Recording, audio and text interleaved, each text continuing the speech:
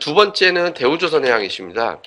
대우조선해양이 어제 워크아웃설이 있었죠. 워크아웃설, 그다음에 이제 1조 원 이상, 최대 뭐 2, 3조까지 얘기 나오고 있던데, 시가총액이 현재 1조 5천억인데 부실 숨겨놓은 게 2조 원이다. 이런 재료 나오면서 빠졌죠.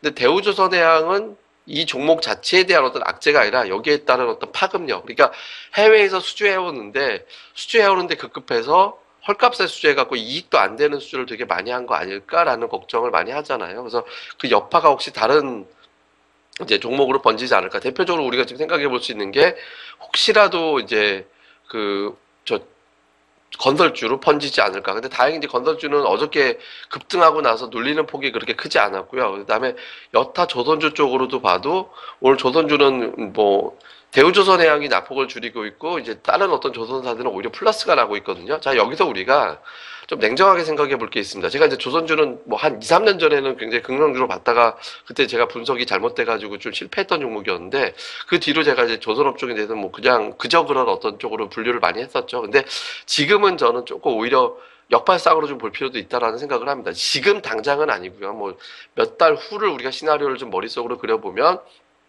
유상증자 가능성이 불거졌죠. 산업은행 쪽에서 대우조선해양의 유상증자 얘기 나오게 되면 자금 투입을 할 것이고 투입한 자금을 아마 회수를 하려고 할 겁니다.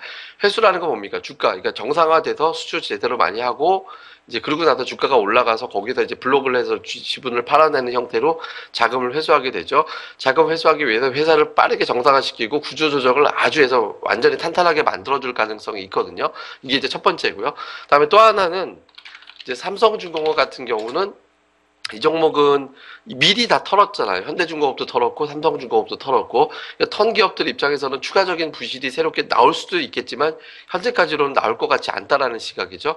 여기서 대우조선해양이 정상적인 영업 환경을 못할 것이다 라는 추정, 진짜 못하진 않겠지만 못할 것이다 라는 추정 때문에 결국에는 수주가 더 유리해지지 않을까. 국내 업체들끼리 수주하는 환경이긴 하지만. 그러니까 오히려 이 종목들한테는 또 기회가 되겠구나라고 볼 수도 있죠. 물론 지금 조선 업황 자체가 좋은 게 아니고 실적도 조선 업종의 수주 산업의 특성상 2, 3년 동안 진화의 실적이 좋아지는 거기 때문에 지금 당장은 이게 불거지는 않을 겁니다. 근데 우리가 2, 3개월 정도 후에 시나리오를 그려보면 이와 같은 흐름이 나올 수도 있기 때문에 이걸 머릿속에 담아두셨다가 나중에 또 기회도 활용해 보는 뭐 그렇게 좀 보시면 좋을 것 같아요. 근데 어쨌든 적어도 단기로는 우려했던 건설업종으로 이제 파장이 또 커진다든가 아니면은 이제 무슨 뭐 우리나라 증시에 영향을 준다든가 이렇게 이제 영향을 주지 않고 현재까지로는 그냥 대우조선해양 하나 정도로 어떤 영향을 주면서 일단 이제 마무리되는 것 같이 보입니다.